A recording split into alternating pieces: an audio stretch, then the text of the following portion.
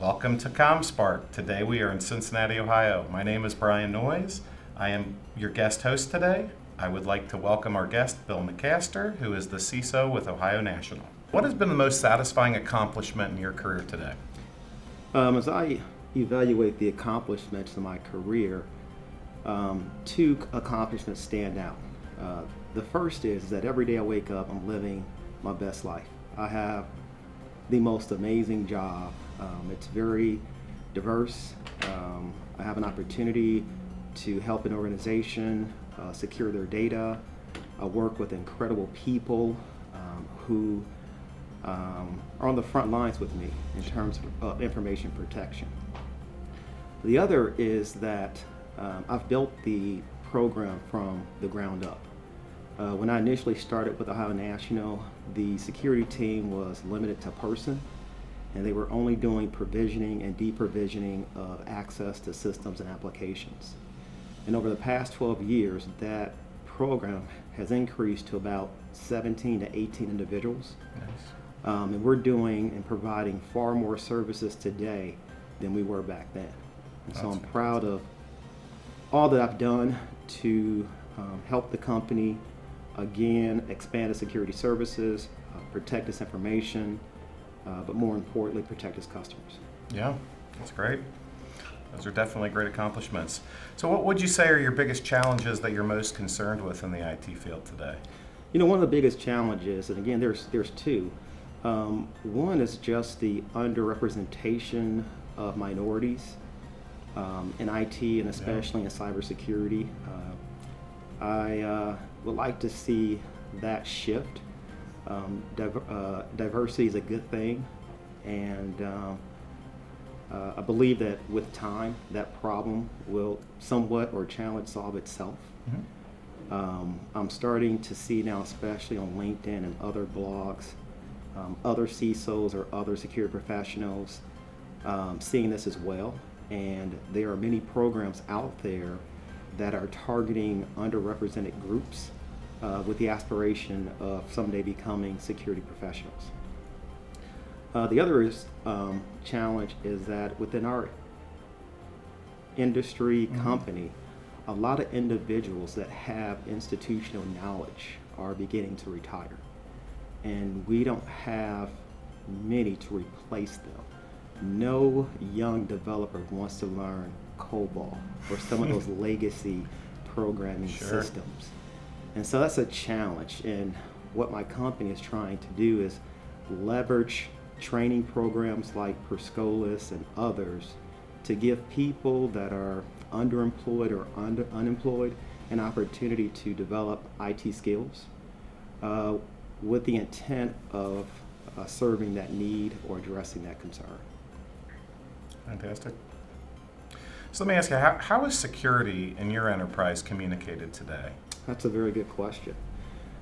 We have multiple channels for communicating cybersecurity. The first is day one. Every new employee has to read and sign what we call the CIS, the Comprehensive Information Security Policy. It provides a high-level summary of all of our policies. And then that same policy is provided to the employee again on an annual basis for a recertification. So that establishes the understanding of our policy sets. Next, we have breakfast bites and cyber bites. Breakfast bites are periodic meetings that we have where all the home office associates are invited to listen to an outside speaker on a relevant security concern. Mm-hmm. And then we have cyber bites, which are articles that we publish on our intranet website that our home office associates can read. We also honor Cybersecurity Month in October. Yep. We have tons of opportunities for them to increase their awareness or understanding of security. We also have mandatory security training between the months of like September and November. And then lastly, we have phishing campaigns or phishing exercises, which is another opportunity. Now, is that training for everybody in your organization, or is that everybody within just the cybersecurity division of your company? Everyone in the organization receives all of that training. That's fantastic. Yes. So is cybersecurity a formal part of your orientation with distribution of written policies and procedures agreed by new employees? Yes, absolutely. As I stated earlier, the comprehensive information security policy is one of the policies that new employees have to read and sign with the understanding that they're willing to comply with such policies. And again, that policy is reintroduced to that employee on an annual basis after their first day of employment. Okay.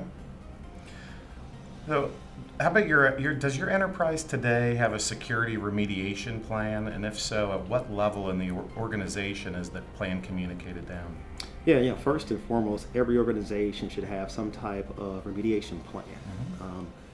There are many unforeseen events that could occur, and having an adequate, effective, tested remediation plan really mitigates a significant amount of risk. So yes, my organization has a remediation plan. The tone for that plan has to be established at the top.